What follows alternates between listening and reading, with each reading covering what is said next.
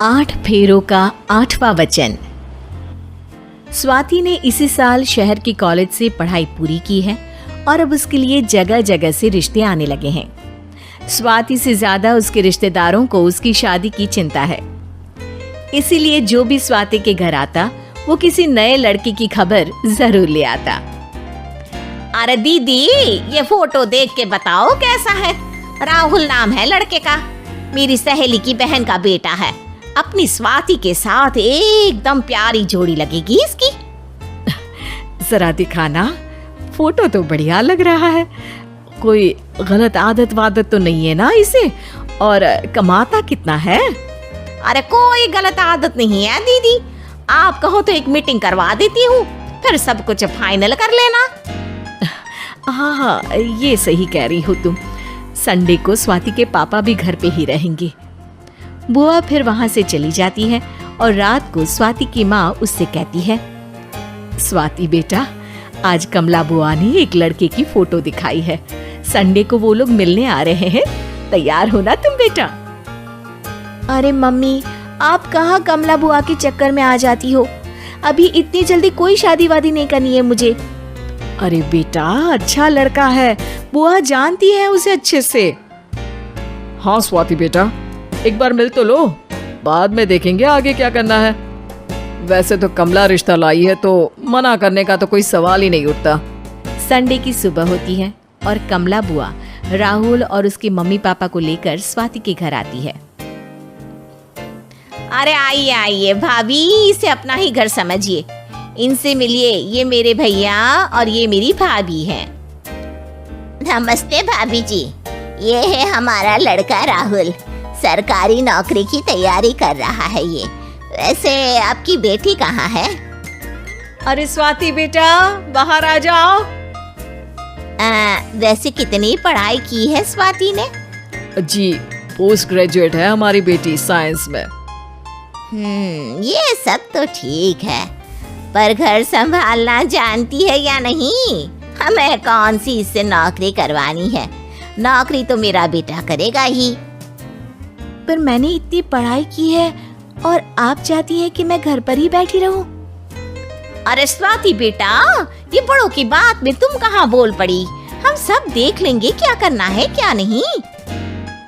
हम तो इसी बात पर विश्वास करते हैं कि घर के लड़कियां घर में ही रहे तो ज्यादा अच्छा रहता है। वरना भाई साहब, आप तो आजकल के हाल जानती ही हैं, कितनी घटनाएं होने लगी हैं औरतों के खिलाफ। स्वाति बेटा, रसोई का काम तो पूरा जानती हो ना? शादी के बाद तुम्हें ही संभालना है वो सब। अरे बहुत अच्छा खाना बनाती है ये, आप सब लोग इसकी तारीफ करते नहीं थकेंगे। लो भाई, हो गई मीटिंग, अब शादी की तारीख फाइनल कर लेते हैं, क्यों भैया? भाई, हम तो पंडित जी से चर्चा करने के बाद ही तारीख फाइनल करेंगे। सालों से हम उनकी बातें मानते हुए आ रहे हैं। लड़के वाले और कमला बुआ की बातें सुनकर स्वाति एकदम नाराज हो जाती है और उसे लगने लगता है कि शादी के बाद उसे घर पर ही बैठना पड़ेगा। लेकिन घर वालों के आगे उसकी एक नहीं चलती और उसे शादी के लिए हाँ कहना पड़ता है। शादी का दिन आ जाता है और सब मंडप में जमा होते हैं। अब फेरों का समय हो गया है, अब कन्या अपने वर से 7 वचन मांगेगी। आप किसी धार्मिक आयोजन में जाए तो मुझे भी ले जाएंगे। आप मेरे माता पिता का भी बराबरी से सम्मान करेंगे, हमेशा मेरा साथ निभाएंगे। आपको दोनों परिवार की जिम्मेदारियां बखूबी निभानी होगी। हर जरूरी बात में मेरी भी राय लेंगे। आप सभी गलत आदतों से दूर रहेंगे। आप मेरे अलावा किसी और औरत से कोई गलत संबंध नहीं बांधेंगे। ये 7 वचन पूरे हुए, वर क्या तुम्हें ये सारे वचन मंजूर है? जी हाँ पंडित जी, मैं सारे वचन अच्छी तरीके से निभाऊंगा। अरे वाह वाह, बढ़िया तरीके से सब काम संपन्न हो गया। तो इसी के साथ विवाह संपन्न हुआ और आज से ये दोनों पति पत्नी हुए। 1 मिनट पंडित जी, अभी एक वचन लेना बाकी है। अब कौन सा वचन है बेटा? मैं अब हमेशा के लिए किसी दूसरे घर में जाने वाली हूँ, तो पति के अलावा मैं अपने सास ससुर से भी एक वचन लेना चाहूंगी। अब कहो बेटी। मैं ये चाहती हूँ कि मुझ पर किसी बात की कोई पाबंदी नहीं लगाई जाएगी। मुझे सब कुछ करने की आजादी होगी और मैं भी विश्वास दिलाती हूँ कि मैं एक अच्छी बहू बन के दिखाऊंगी। स्वाति की बात सुनकर उसके सास ससुर एकदम चौंक जाते हैं और कुछ बोल नहीं पाते कि उतने में कमला बुआ बोल पड़ती है। अरे बेटा, ये भी कोई कहने की बात है? रानी बन के रहोगी तुम तो। वचन देने से पहले सोच लीजिए, क्योंकि शास्त्रों में वचन ना निभाने वालों के लिए नरक से भी बदतर सजा लिखी है।